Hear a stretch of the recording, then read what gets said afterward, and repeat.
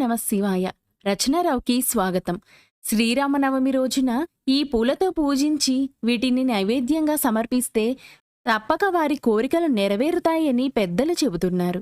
హిందువులు అత్యంత భక్తి శ్రద్ధలతో జరుపుకునే ముఖ్యమైన పండుగలలో శ్రీరామనవమి ఒకటి. దేశవ్యాప్తంగా ఆ రోజున సీతారాముల కళ్యాణాన్ని ఎంతో ఘనంగా నిర్వహిస్తారు. సాయంత్రం పల్లెలు పట్టణాలు అనే తేడా లేకుండా శోభాయాత్రలు నిర్వహిస్తారు. ప్రతి సంవత్సరం వసంత ఋతువు చైత్రశుద్ధ నవమి రోజున శ్రీరామనవమి జరుపుకుంటాము. అభిజిత్ లగ్నంలో జగదేక వీరునికి జగన్మాత సీతాదేవికి అత్యంత వైభవంగా కళ్యాణ వేడుకలను నిర్వహిస్తారు. ఈ ఏడాది ఏప్రిల్ 6వ తేదీన ఆదివారం రోజున శ్రీరామనవమి జరుపుకోనున్నారు. ఈ రోజున నియమనిష్టలతో ఆ రాముని వారిని పూజించడం వల్ల జీవితంలో కష్టాలన్నీ తొలగి సుఖ సంతోషాలు కలుగుతాయని భక్తులు నమ్ముతారు.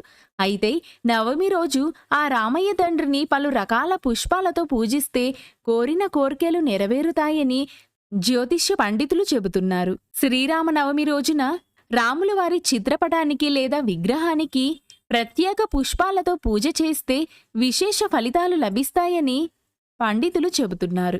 ఆ పువ్వులు ప్రసాదాలు ఏమిటో ఇప్పుడు తెలుసుకుందాం. జాజిపూలు. నవమి రోజున దశరథ రాముణ్ణి జాజిపూలతో పూజిస్తే మనలో ఉన్న దుష్టగణాలు తొలగిపోతాయని చెబుతున్నారు. అలాగే ఉద్యోగం తొందరగా లభిస్తుందని చెబుతున్నారు. సంపెంగ పూలు.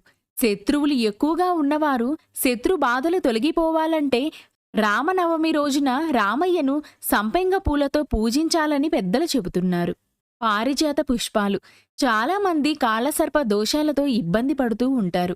అలాంటి వారు నవమి రోజున పారిజాత పుష్పాలతో స్వామివారిని పూజిస్తే సమస్త సమస్యలు తొలగిపోతాయని సూచిస్తున్నారు. పద్మపుష్పం. శ్రీమంతులు కావాలంటే ఐశ్వర్యం త్వరగా సిద్ధించాలనుకునేవారు పద్మపుష్పాన్ని రాముల వారికి సమర్పించి నమస్కారం చేసుకుంటే చాలా మంచి జరుగుతుందని చెబుతున్నారు. గన్నేరు పూలు.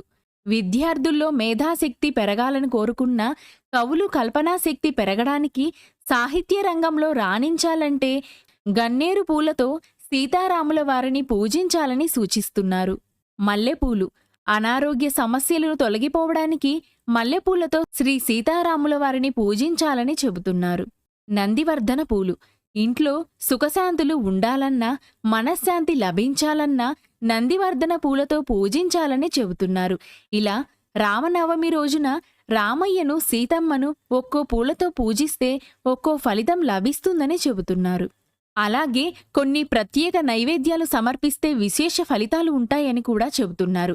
ఆ ప్రసాదాలు ఏమిటంటే కొబ్బరి ముక్కలను శ్రీరామునికి నైవేద్యంగా పెట్టి అందరికీ పంచిపెడితే అధికారుల నుంచి వచ్చే ఇబ్బందులు తొలగిపోతాయని చెబుతున్నారు.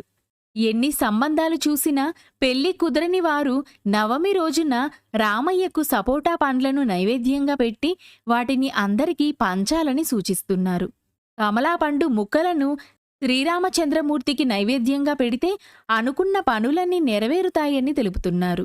ఇక జామ పండును నైవేద్యంగా పెడితే భార్యాభర్తల మధ్య గొడవలు తగ్గి సుఖశాంతులు సఖ్యతతో మెలుగుతారని అంటున్నారు.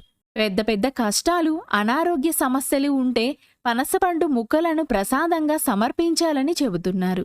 పై విధంగా చెప్పిన ప్రత్యేక పూలను ప్రత్యేక నైవేద్యాలను ఆ సీతారాములకి సమర్పించి అందరి కోరికలు తీరి సుఖసంతోషాలతో ఉండాలని మనస్ఫూర్తిగా కోరుకుందాం. జై శ్రీరామ్. అందరూ బావుండాలి, అందులో నేను ఉండాలి.